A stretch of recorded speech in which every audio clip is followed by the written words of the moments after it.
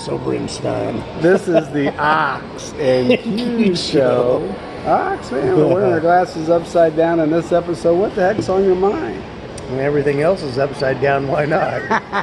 Our lives have been turned upside down. Boy, isn't that the truth? We look through rose-colored lenses. These aren't rose. I tell you, sometimes it is.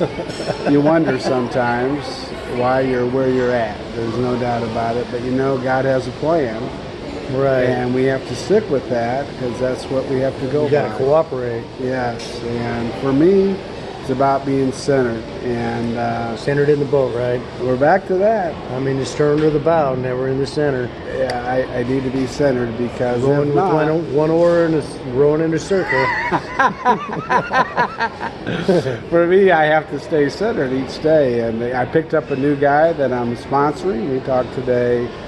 And he's been through the steps and has gotten a little lazy. He said he's not relapsed or anything, but not going to meetings and got caught up in life. And I can see that. And so at this point, he's trying to get back, go to meetings, get back and work the steps again. He said, I really need to start on step 4. I am powerless. I know there's a God greater than me. I know I've turned my life over to a higher power, which is all good. But the bottom line is I still have some resentments. And I said, well, what I want you to do is I want you to write down your name, what happened, and then your part in it. Because oftentimes we forget about our part. Our part, we are conditioned to lie, deny, and blame the other guy. And we must recognize that we played a part in everything we do. And we are only responsible for our side of the street. And as long as we keep our side clean, that's all we can do. We can offer suggestions, we can help others, but we must on a daily basis clean our side of the street. Your thoughts, Ox?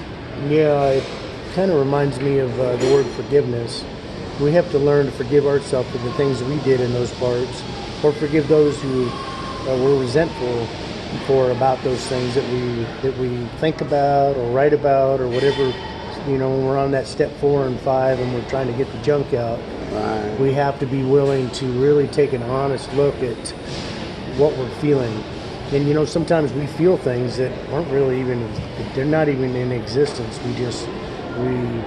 We feel like somebody's wronged us, and it may not even be wrong what they did. We have to really be honest and ask God to reveal those things to us. But whether it was right or wrong or whatever part we had in it, it all comes down to asking God to remove those things. That's what they call the defects of character and the shortcomings, those resentments and that anger we have towards people.